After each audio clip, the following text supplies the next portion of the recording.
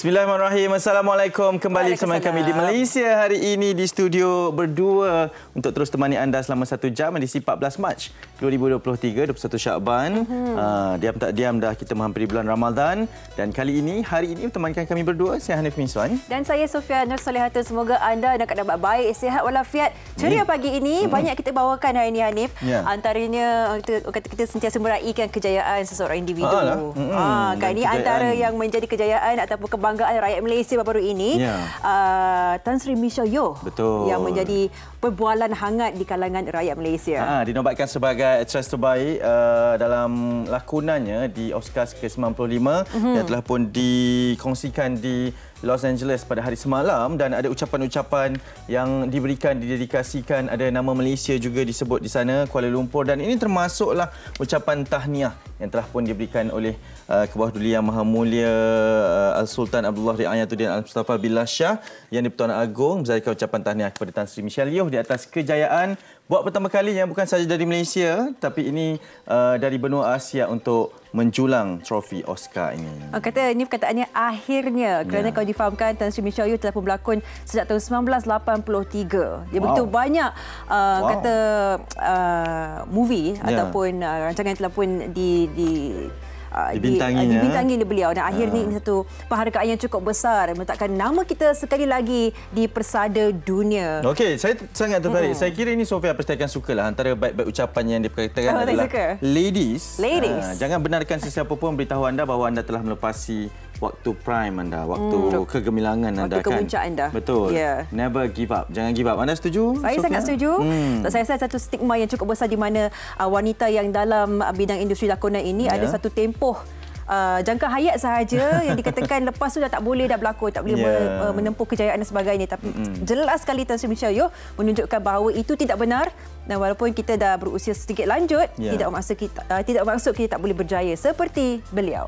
Okey, dan ini ucapan-ucapan tahniah telah menzahirkan termasuk daripada Yang Amat Berhormat Perdana Menteri sekali, dan kita selaku seluruh rakyat Malaysia sangat berbangga dengan pencapaian sebegini. Jadi terus-terusanlah untuk terus mengharumkan nama negara, termasuklah nama diri sendiri juga, untuk kita mencapai satu kejayaan. Kita nak saksikan bingkisan ini, ucapan tahniah kepada Tan Sri Michelle Yeoh. And the Oscar goes to Michelle Yeoh. Pelakon kelahiran Malaysia, Tan Sri Michelle Yeoh dinobatkan sebagai pelakon wanita terbaik bagi anugerah Oscar kali ke-95 yang berlangsung di Dolby Theatre, California semalam. Michelle atau nama sebenarnya Yeoh Chu Keng berusia 61 tahun diangkat sebagai pelakon wanita terbaik menerusi lakonan hebat olehnya sebagai Evelyn Kwan Wang dalam filem Everything Everywhere All at Once. Lebih membanggakan, pelakon kelahiran Perak ini menjadi pelakon Asia pertama yang berjaya menggenggam trofi berprestij besar itu. Thank you. Thank you. For all the little boys and girls who look like me watching tonight, this is a beacon of hope and possibilities. This is proof that dreams dream big and dreams do come true. And I'm taking this home to her. She's watching right now in Malaysia, KL, with my family and friends. I love you guys. I'm bringing this home to you. Datin Janet Yeoh, ibu kepada Michelle, turut menghadiri tontonan eksklusif Oscar di sebuah kompleks untuk menjadi saksi detik bersejarah anak perempuannya. I'm proud of my daughter. She's very happy to be there. To the Academy, this is history. Menteri Komunikasi dan Digital YB Tuan Ahmad Fahmi Muhammad Fazil turut menzahirkan ucapan tahniah buat Michelle atas kemenangan yang diterima. Saya ingin ambil kesempatan ini untuk ucapkan tahniah kepada Tan Sri Michelle Yeoh di atas kemenangan beliau di Academy Awards, memenangi anugerah Best Actor. We are extremely proud of you. Bagi begitu ramai rakyat Malaysia, termasuk juga para pelakon, para seniman, Tan Sri merupakan satu kebanggaan buat negara kita dan menjadi inspirasi buat semua. All the very best. Congratulations. We are so proud of you. Kemenangan ini pastinya menjadi kebanggaan rakyat Malaysia yang semestinya menjadi pembakar semangat buat para belia agar tidak berputus asa dan terus berjuang dalam bidang yang diminati.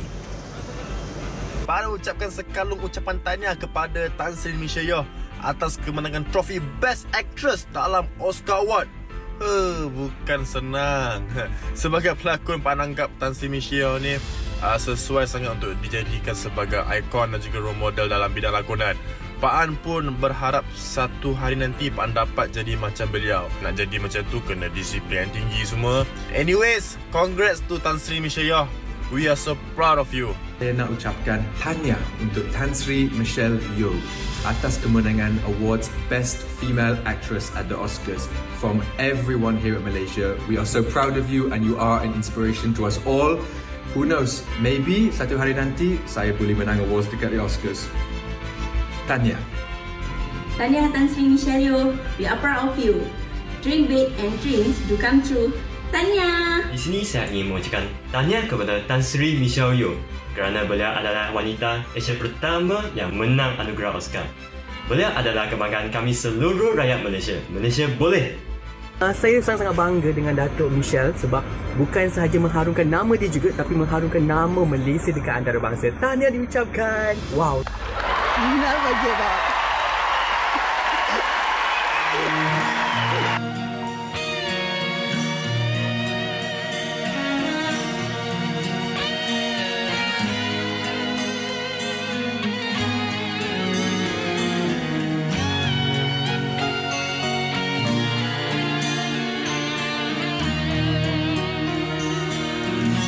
Di keheningan malam yang panjang, matamu bertentangan, terjalin semangat yang membuka rahasia di jiwa. Dengan getaran rasa kau bisikan, ungkapan katamu bernafas cinta. Indahnya debaran saat pertama bersua. Tak pernah ku harapkan kau bersumpah setia, demi kerana alam dan malam telah menjadi saksi kita. Ikrar cinta abadi yang bersemi. Lena buai angin malam ini, kita berdua bertemu rindu besar sempurna. Kita bersama saling bercinta, sehati dan sejiwa. Kita bersama saling berdoa, berkekalan akhirnya. Di keheningan malam yang panjang, matamu bertentangan, terjalin semangat yang membuka rahasia di jiwa.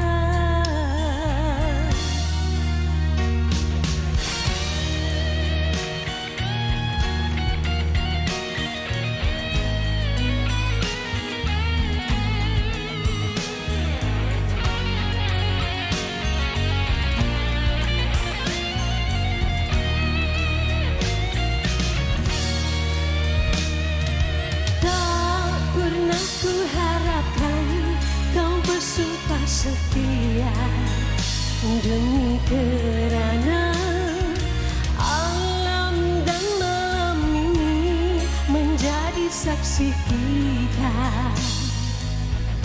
Ikrar cinta abadi yang bersemi. Lena dibuat angin malam ini, kita berdua bertemu rindu besar sempurna.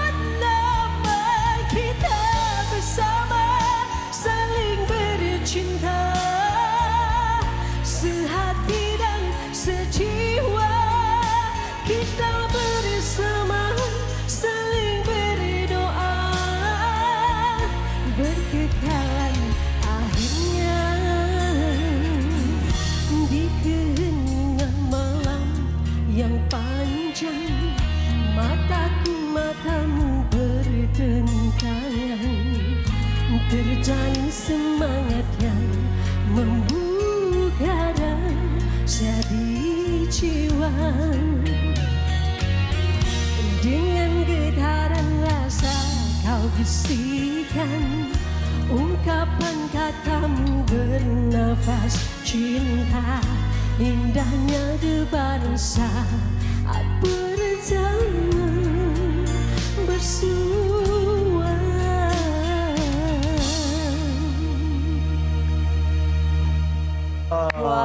Silakan Fiza bersama dengan kita. Pagi-pagi dah buat kita meruntun jiwa ni. Macam mana tu? Cuba duduk. Ni. Macam mana pagi-pagi ni boleh sampai lontaran not suara yang sangat tinggi tu boleh sampai? InsyaAllah lah. Tapi kena humming dulu. Try vocal dulu. Sambil touch up tadi kan? Itu yang juga tu. Tadi tu ya? Khabar sihat ya? Alhamdulillah sihat. Perkembangan terbaru apa sekarang ni?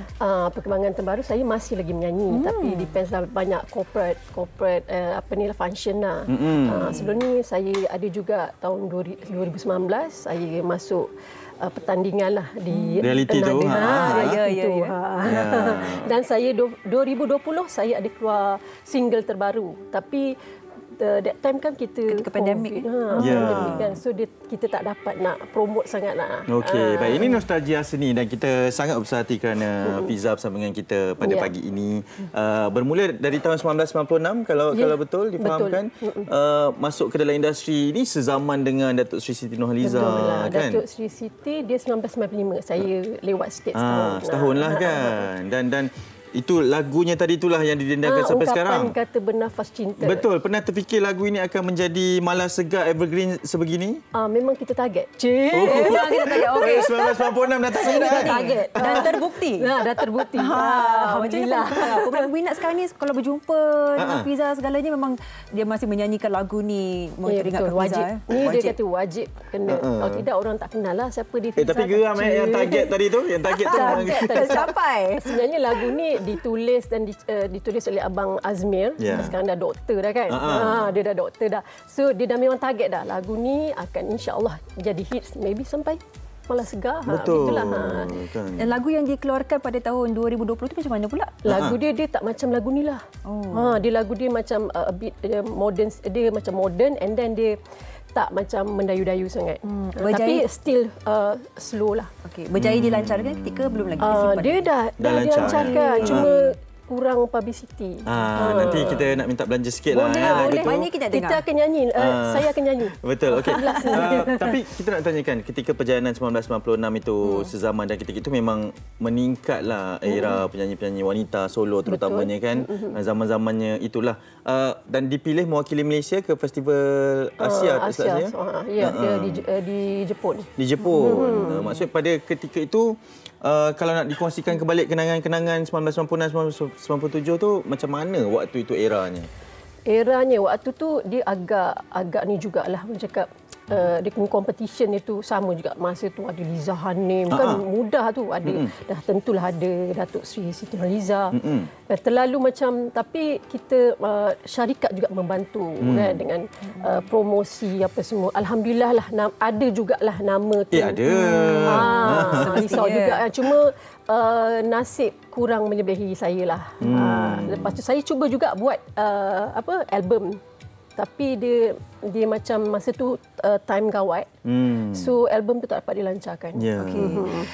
Fiza melihat kejayaan sehingga kini kan. Mungkin ramai artis sekarang ni kalau dah ada nama tu dia mungkin tak terlampau nak participate ataupun join program reality dan sebagainya. Tapi mengapa Fiza sendiri melihat ini satu peluang yang bagus dan sentiasa bersedia untuk menyertai rancangan seperti ini? Sebenarnya orang cakap ni dia passionate kan. Kita memang ada nyanyian tu dah dari darah daging. Rasa sebelum ni rasa macam tak, kepuasan tu belum dapat lagi. So saya cuba dengan reality, masuk reality TV ni. Sebenarnya sebelum comeback lah ya. Untuk comeback, tapi tak hoping sangatlah untuk nak macam penyanyi baru ni kan. Ada dekat industri orang kenal, masih ada lah. Tapi tekanan tu tinggi. Memang betul. Dan tapi memang boleh mengawal perasaan dan segalanya dengan rasa kadang lagi. Dia frustrated sebenarnya, kecewa dengan tapi rasa macam untuk time ni memang kita bagilah orang baru. Just ada kat industri ni untuk memeriahkan saja bagi saya lah. Sebab saya rasa untuk pergi compete dengan diorang bukan nilah dah umur dah berapa pun kan. Orang jaga sedar-sedar sikit. Baru je cakap tadi pasal Tan Sri Michelle Yeoh tadi tu. Betul lah. Don't let anybody tell you pass your prime. Kalau ada rezeki mana kita tahu kan. Kalau dapat peluang untuk teruskan, siapa tak nak. Sebenarnya nak juga tapi maybe sebab saya bekerja kan. Jadi peluang untuk tu saya lebih pada kalau ada show-show orang panggil rezeki lah. Okey, mengenali Fiza ni dengan lagu-lagu yang melo, yang macam tadi itulah yang buat kita macam pagi-pagi dah jauh pergi je ni perasaan tu kan. Ya, betul lah, jangan sedih sudah. Adakah akan kekal dengan corak-corak sebegini atau sebenarnya kalau yang orang tak kenal Fiza ni lain sisinya kalau menyanyi rancak-rancak ke macam? Sebenarnya saya kalau ikutkan saya versatile, bukan tak boleh nyanyi lagu-lagu asli. Saya cuba sebab saya dulu saya resident artist dari Majlis Bandaraya Subang Jaya. So lagu apa yang tak menyanyi? Semua kena? Semua kena nyanyi. Semua cuba keroncong, lagu asli, lagu fast song, lagu standard song, semua saya boleh menyanyi. InsyaAllah kalau disuruh menyanyi, kalau ada corporate show saya boleh. Tapi pilihan awak asli yang ini betul, adalah Fiza. Yang dekat dengan hati. Memanglah ballad lah. Ballad lah. Melo-melo ni lah. Melo lah. Putus cinta ni ya. Tapi lagu tadi tu bukan putus cinta. Oh, bukan, itu lagu cinta. Itu lagu ungkapan yang mengatakan dia confess. Dia confess, yang mengaku. Tak apa saya okey, jangan. Nanti dengar betul-betul baik-baik ayat. Fiza, mungkin ada yang terakhir ni lah ya. Mungkin bagi mereka yang nak set ataupun merancang lagu mereka untuk evergreen seperti mana tahun 1996 dulu dah set, memang dah target macam mana untuk memastikan lagu yang terbaru ni, orang-orang baru ni kekal malas segar seperti lagu Fiza. Dia kena make sure lagu yang kita pilih tu, kita dengan komposer tu, kita kena betul-betul lah kita rasa macam kita deal dengan dia, lagu ni kalau bolehlah minta dia hits lah. Kita pilih juga, kita ada kuasa untuk memilih. Cari komposer yang akan rasa lagu ni akan menjadi halwa telinga sampai bila-bila lah. Jadi legend, sampai masterpiece sekarang. kan, masterpiece. Betul. Di perancangan tu kena ada. Never give up. Kita memang dah target dah. Never give up. Target kan. Okey, nanti Fiza akan bersama dengan kita. Sekali lagi untuk dendangan lagunya yang lagi satu itulah ya. Dan terima kasih kita nak ucapkan sama-sama. all the best. Moga terus memeriahkan lagi industri hiburan kita kembali ya. Amin. Okey. Kita akan berehat seketika. Sekembalinya kita akan berbincang tentang satu penyakit mata ini yang dikaitkan dengan penyakit saraf optik. Apakah itu? Kita akan belajar selepas ini. MS Syahir teruskan bersama kami di Malaysia hari ini. Thank you.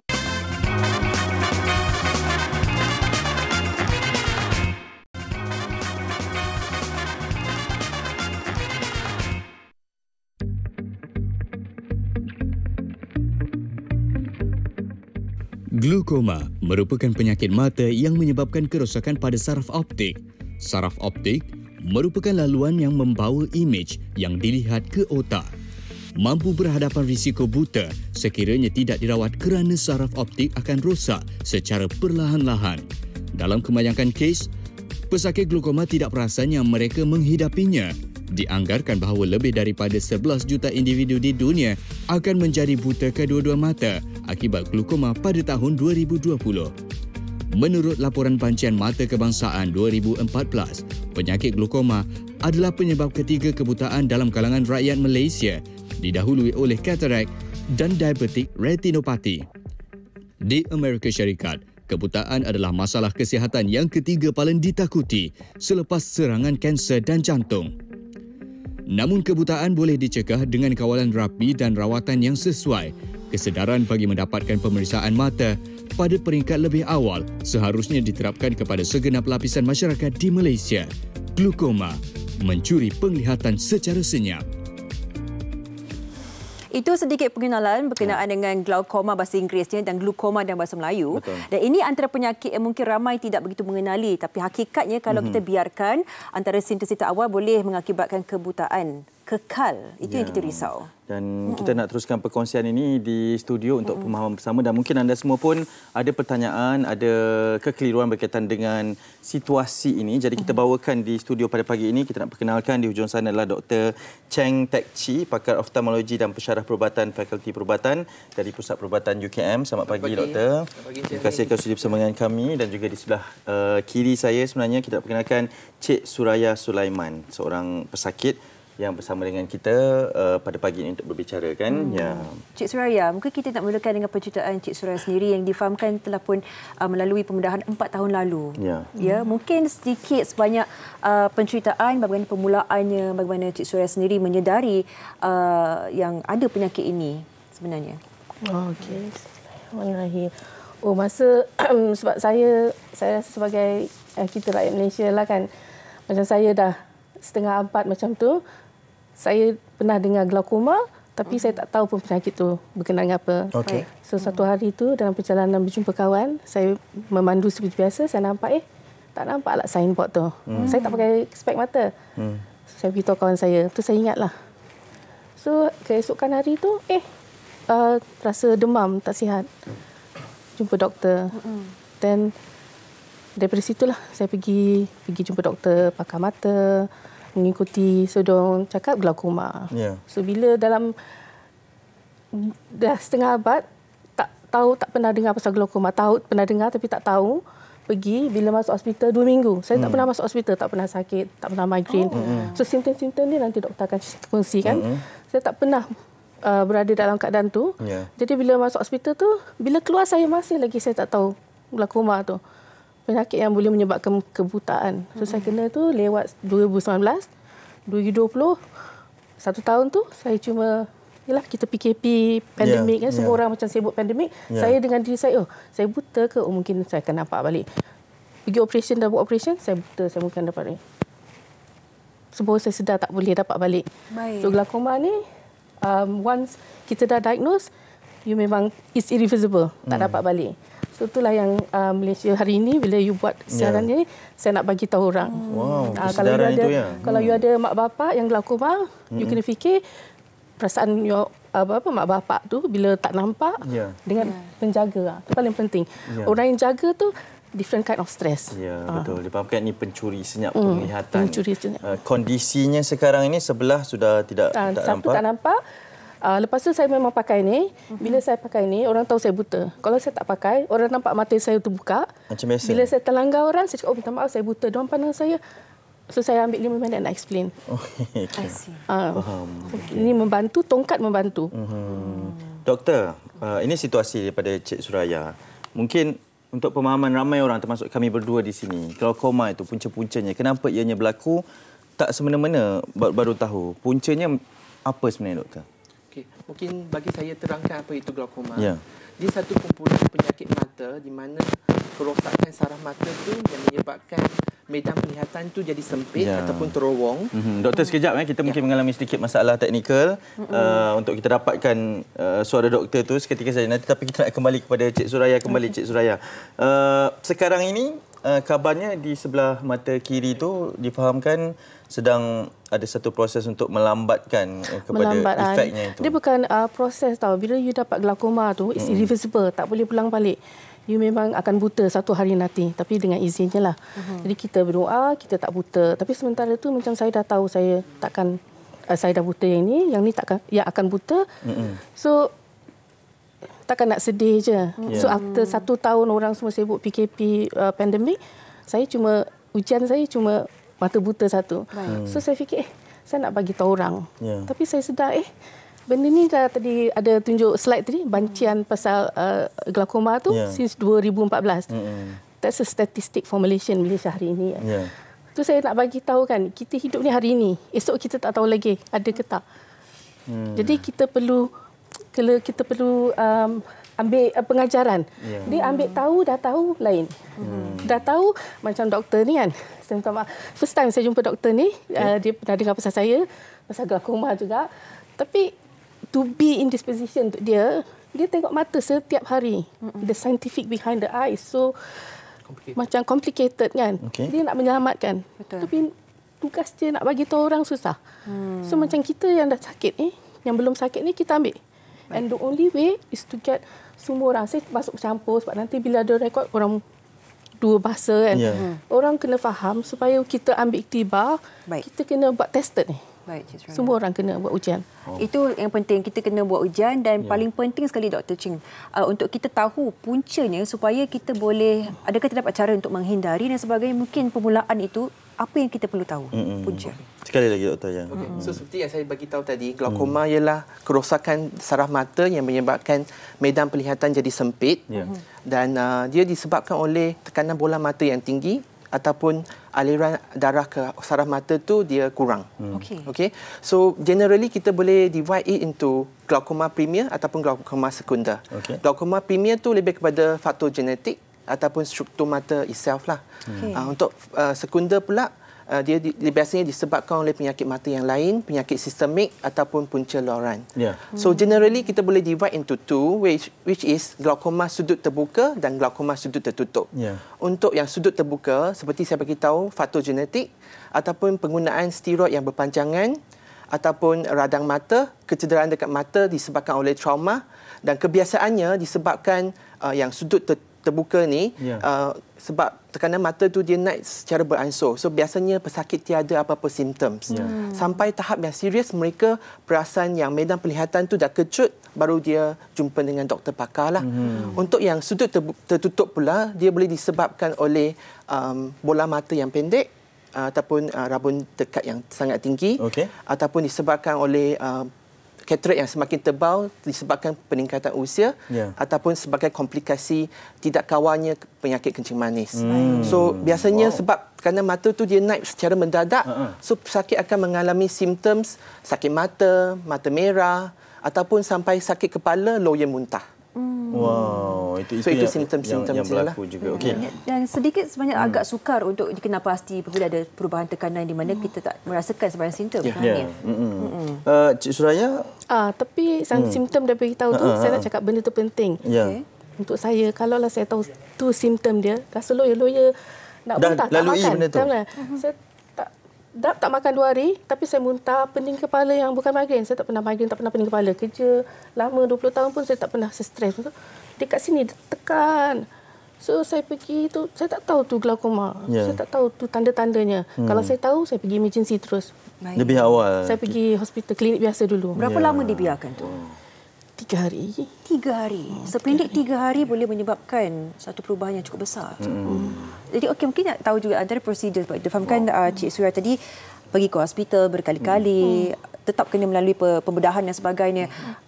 Apakah sebab adanya pembedahan itu? Adakah asalnya memang ada peluang untuk perbaiki mata ke, ataupun apa yang sebenarnya dilakukan untuk mengubat seorang pesakit? Untuk glaukoma sebenarnya apa-apa yang kita bagi rawatan tu bukan untuk reverse balik apa-apa penglihatan yang sudah hilang. Tetapi yang pertama kita nak menurunkan tekanan mata. Kedua kita nak melambatkan proses perkembangan glaukoma. Dan ketiga kita nak mengekalkan kualiti hidup pesakit. So biasanya pada peringkat awal doktor pakar akan berikan ubat titis mata anti glaukoma untuk menurunkan tekanan mata. Dan kalau dia tak berkesan, then doktor akan showkan rawatan laser pula. Mengikut sama ada dia sudut terbuka ataupun sudut tertutup. Dan akhir sekali, pembedahan glaukoma seperti trabeculectomy ataupun glaucoma drainage device. Itu bertujuan kalau tekanan mata tu tak dapat capai tahap yang optimum ataupun proses perkembangan glaukoma tu semakin teruk. Success rate macam mana? Boleh diperbaiki ke kalau belum ke tahap yang sangat serius? Adakah terdapat peluang untuk reverse ataupun kembalikan penglihatan tu? Peluang untuk kembali kepada penglihatan asal tu tiada. Yang kita punya aim jelah untuk melambatkan proses dia jadi lagi teruk. Biasanya berapa lama proses melambatkan itu, doktor? Kita aim ialah dia ikut usia pesakit. Kita harap sampai dia usia tua dia dapat maintain apa-apa visual view yang dia masih ada lagi. Cik Suraya, bila dengar berkenaan dengan realitinya glaukoma sebegini kan, sebab awak saya tengok seorang yang sangat kuatlah dipamerkan kepada kami ni. Dah tahu dah benda ni akan berlaku, mungkin penglihatan itu gagal untuk dikembalikan dan sebelah mata lagi akan berlaku benda yang sama. Macam mana awak terima perkembangan tersebut? seperti yang saya cakap awal tadi, saya tak tahu. Saya tak tahu glaukoma tu bagaimana sebegitu kan. So kalau saya tahu, saya buat pemeriksaan awal. Pemeriksaan maksudnya saya dah tahu, saya buat pemeriksaan awal. So siapa-siapa yang pakai spek, tak kira lah, the first primer glaukoma is hereditary, that means keturunan. Itu untuk African, Asia, kebanyakan Asia. Tapi macam saya satu keluarga saya semua ada mata, saya seorang je buta. So saya macam tanya kenapa saya buta macam tu kan. So saya sekarang nak beritahu orang, siapa-siapa yang macam, terutama lepas pandemik, kita pandang gadget tu kan. Now is the time, hari Malaysia hari ini kan, nasib baik dapat slot ni. Saya nak bagi tahu yang kita ada hari ni. Pemeriksaan mata tu kalau boleh buat saringan awal, eye test tu, dia memang mahal. Tapi sekarang masa minggu ni, minggu hari glaukoma sedunia maksudnya the initiative daripada negara luar. Dia ada, saya nak terang macam mana kan. The World Glaucoma Association. Macam tu. Kita kat Malaysia, kita ada landasan tu dengan doktor-doktor. Tapi diorang tak ada masa nak menjalankan inisiatif tu. Glaucoma Week tu. Seminggu. Hari kanser satu hari, hari diabetik satu hari. Glaucoma Week satu minggu. Kenapa? Kena ambil inisiatif tu sendiri. And the tools are there. All you need to do is pull it, share. Tapi kalau you tengok dalam semua pelantaran tu, saya nampak tak ada. So masa saya glaukoma ni, saya cari support group. Saya tak jumpa. Bila saya kena yang ni, saya jumpa satu lagi hospital. Tu pasal saya pergi 2 hospital. So bila saya dah tahu, lain-lain, glaukoma lain. Tapi glaukoma is just satu penyakit mata. Tapi kenapa? Because 2030 sustainable. Inside, hashtag 2033, you want cakap sustainable. Salah satu daripada inisiatif tu. So kita punya 2023. 2040 ada setting untuk glaukoma. Tadi disebut 76 bilion di tahun 2020. Kita akan sampai. So nak wawarkan. Kita nak terima kasih kepada Cik Suraya kena sangat kuat untuk mewawarkan masa kita semua menjaga mata kita. Dr. Cheng, untuk menjaga mata kita, adakah terdapat cara untuk kita mengatasi, menghentikan masalah ini daripada berlaku pada diri kita? Adakah terdapatnya antara cara? Malangnya kebanyakan glaukoma, terutama yang glaukoma premier ni, kita tak dapat dicegahkan. So apa yang kita boleh buat ialah early detection and early treatment.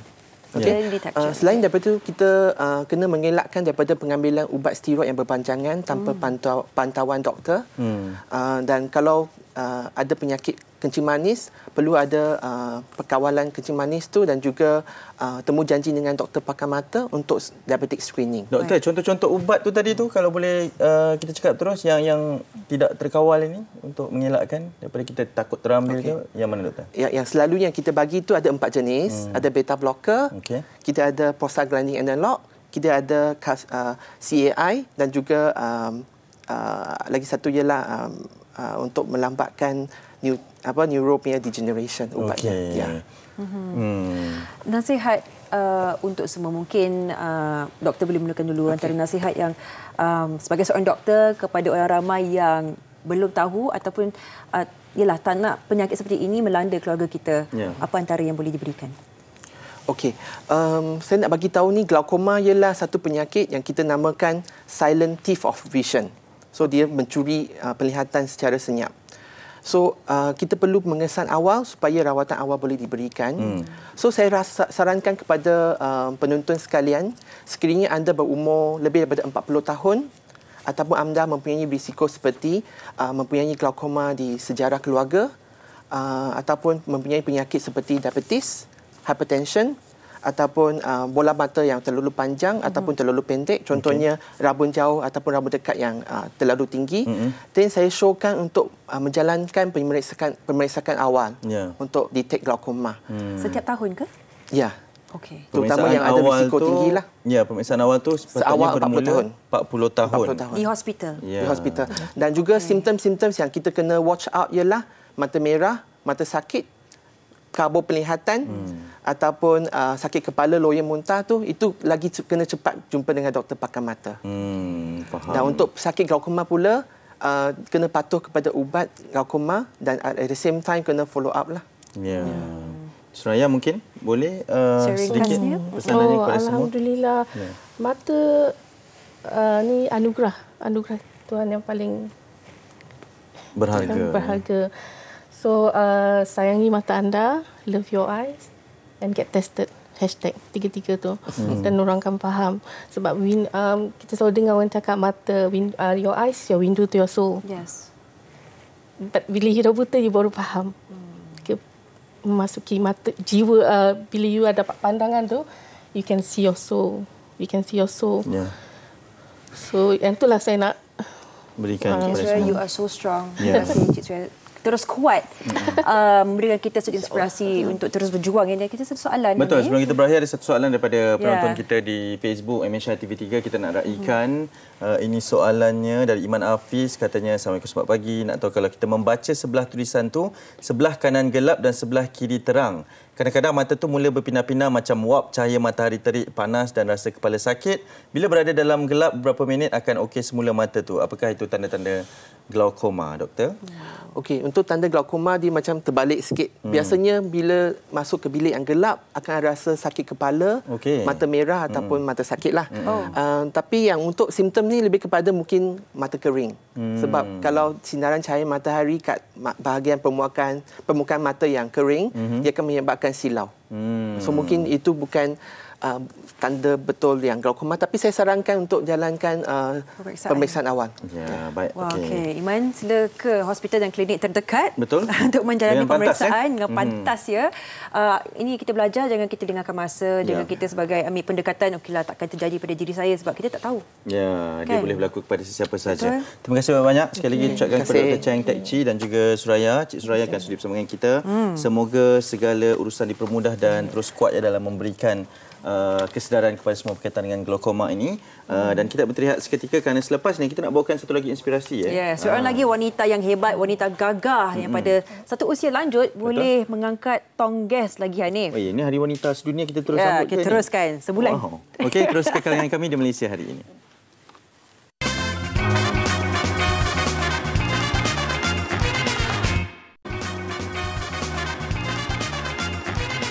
Kita teruja sebab kita baru saja bercakap dengan Kak Zah dan memang ada tong gas tersedia. Ya, ini berkenaan dengan inspirasi seorang wanita. Kita nak perkenalkan Puan Saparisah Abdul Rahman dari Ipoh Perak yang bersama dengan kita kerana dia ni dalam memberikan inspirasinya bekerja, banting tulang kan, menghantar gas. Bayangkan gas itu diangkat kan, diusung dan juga beliau perlu melakukan semua ini kerana dalam usaha untuk mencari rezeki. Betul. Semangat untuk meneruskan kelangsungan kehidupan untuk keluarganya. Itu pekerjaan seorang lelaki kebiasaannya. Betul. Pertama kali kita melihat seorang wanita yang kita akan namakan hari ini wanita gagah. Kita terus bersama dengan Kak Zah menerusi panggilan video. Assalamualaikum. Kak Zah, apa khabar? Kak Zah, selamat pagi. Dengar tak? Kak Zah. Kak Zah dengar tak? Kata Kak Zah. Udah jauh pula Kak Zah ni. Kak Zah. Kak Zah dengar tak Kak Zah? Ya. Okey. Kak Zah, teman panggil Kak Zah ni. Kak Zah, hoi. Kak Zah. Dekat sikit. Kak Zah. Okey, Kak Zah.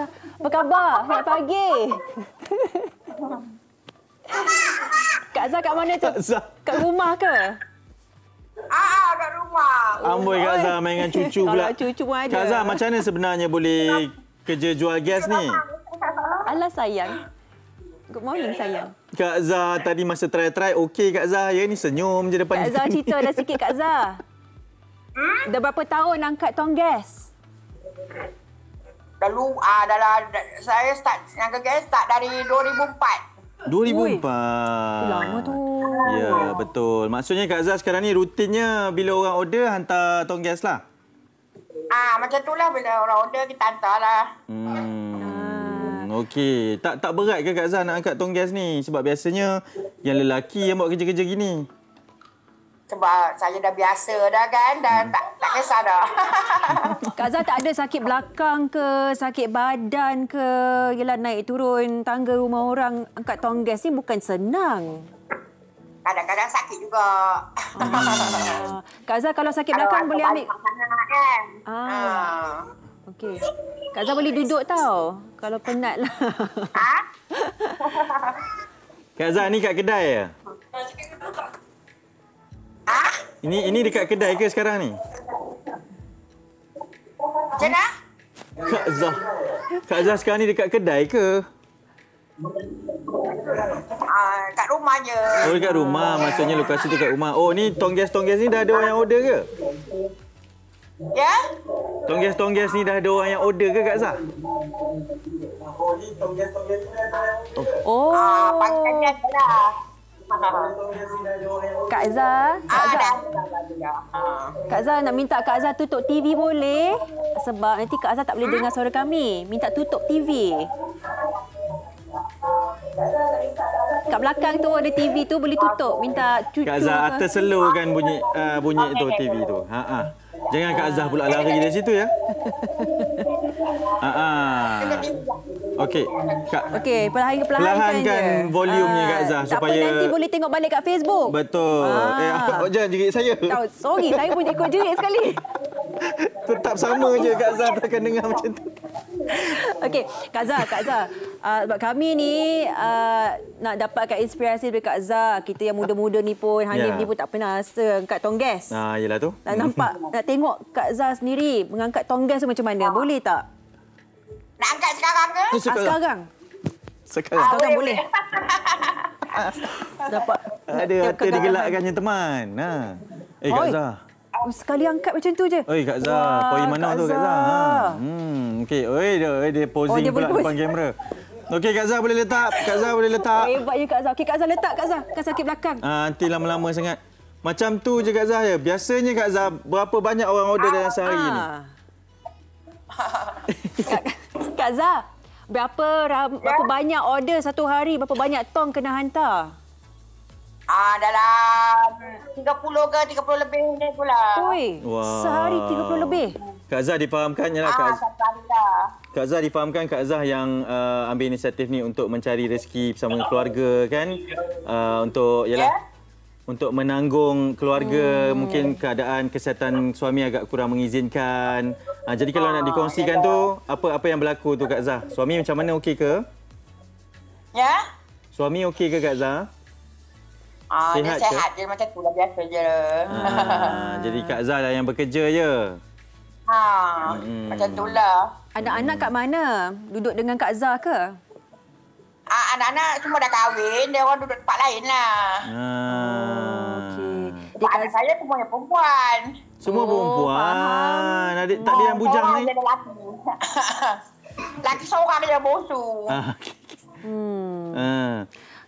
Kak Zah, kita nak tengok motor Kak Zah yang Kak Zah bawa gas pergi ke rumah pelanggan. Ada tak motor dia? Boleh bawa kamera tu sekali. Yang bunyi pom tu Kak Zah? Boleh. Main bawa kamera tu. Pomnya awak. Bawa kamera tu. Motor lah. Bawa phone tu. Kita keluar rumah. Tunjuk motor. Boleh Kak Zah? Tak bawa motor. Boleh. Bawa kamera. Jom. Bawa aje. Tongges tu biar.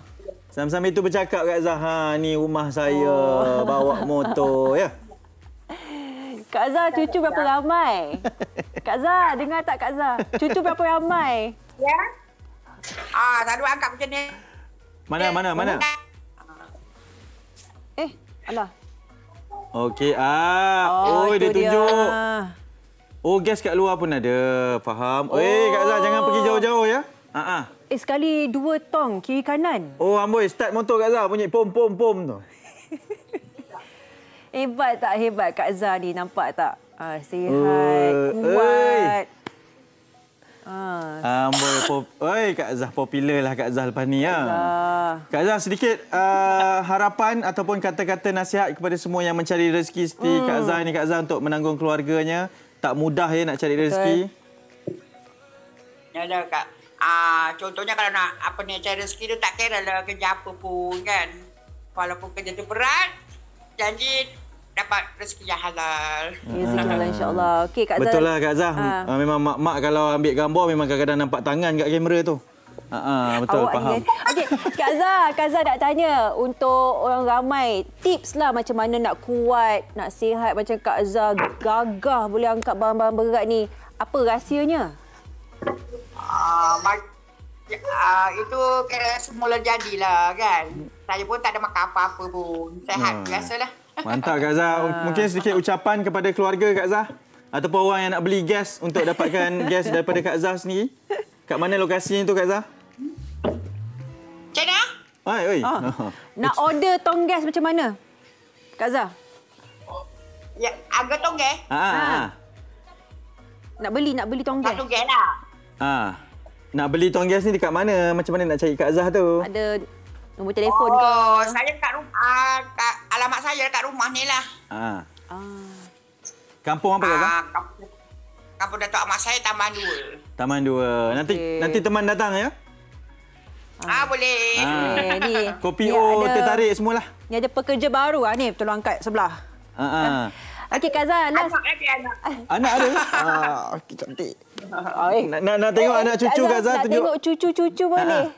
Nak lambai-lambai sikit. Tengok cucu-cucu minta lambai sikit. Ada cucu lambai-lambai. Okey. Suruh koma-koma tu pakai baju semua Kak Zah ya. Betul.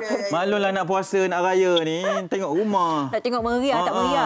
Amboi, hai. Teman-teman, koma. Siapa dalam buayan tu? 1, 2, 3, 4, 5, 6. Berapa ramai cucu Kak Zah? Ramai cucu. Ini ada ramai betul. Okay, Kak Zah, doakan Kak Zah hebat. Terima kasih Kak Zah sudi angkat tong gas untuk kami pagi ni. Kak Zah, nak tengok muka Kak Zah, muka Kak Zah. Muka Kak Zah banyak. Itu dia muka Kak Zah. Bye-bye Kak Zah. Terima kasih Kak Zah. Nanti nak datang lah jumpa Kak Zah ni. Comel je Kak Zah. Hey. Assalamualaikum. Waalaikumsalam. Okay, selamat puasa. Lagi berapa hari lagi Moga Kak Zah terus kuat. Kita mungkin meraihkan atau melihat kepada kegembiraannya tapi dalam masa sama juga ini antara contoh wanita gagah yang kami paparkan kerana kisahnya tular di media sosial berkaitan dengan bagaimana untuk berniaga, mengangkat tong gas, menggunakan motosikal dan seperti yang Kak Zah kata, apa juga cara, apa juga pekerjaan yang dilakukan, buatlah sehabis yang baik. Mungkin ada yang susah, ada yang senang tapi dalam masa sama untuk mencari rezeki yang halal. Saya betul-betul terpesona melihat senyuman di muka Kak Zah walaupun hidupnya susah. Nak kata angkat tong gas 20-30 tong sehari ini bukan mudah tetapi tetap ada senyuman. Tapi Kak Zah ni mungkin hebat mengangkat tong gas tapi bila ambil gambar tetaplah tangan tu nak tutup kamera sikit. Tetaplah sebegitu kalau mak-mak ni yang mengambil gambarnya. Sama aja. Ipoh ke, Kelang ke semua sama aja ya. Okey, nanti awak call Kak Zah, nanti minta saya ada benda nak cakap dengan Kak Zah. Kita akan berehat seketika, banyak lagi pengisian hanya di Malaysia hari ini. Suka ya Kak Zah.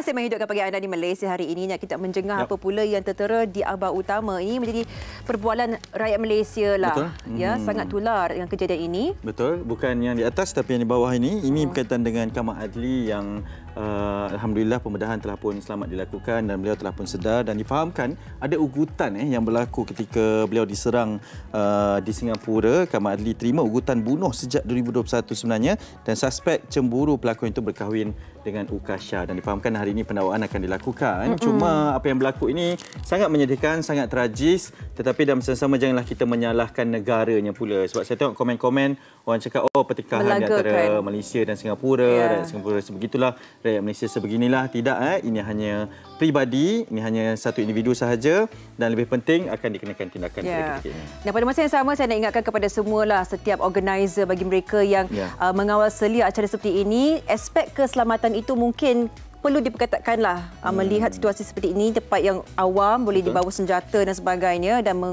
mengugat keselamatan orang ramai. Jadi tolonglah bagi semua yang ada acara itu tolong perlihatkan, perketatkan aspek keselamatan. Jangan bagi orang bawa senjata. Okey, hari ini kita dah bincangkan berkaitan dengan glaukoma. Semoga bermanfaat untuk semua dan esok kita akan bawakan tajuknya penguatkuasaan tanda harga di restoran dan juga pasar. Betul, pasar ni harga lain, pasar tu harga lain. Macam banyak pasar pula kita pergi ya. Okey, kita akhiri rancangan kita bersama dengan Fiza dengan lagunya Cinta Kasih Kita. Persilakan. Assalamualaikum.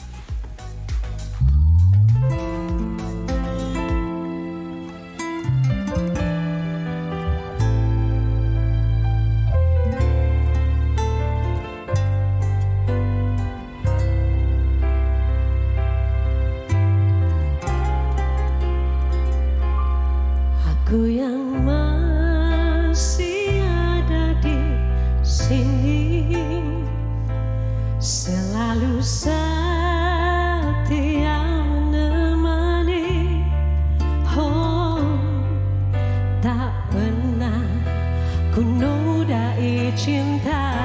kekasih kita.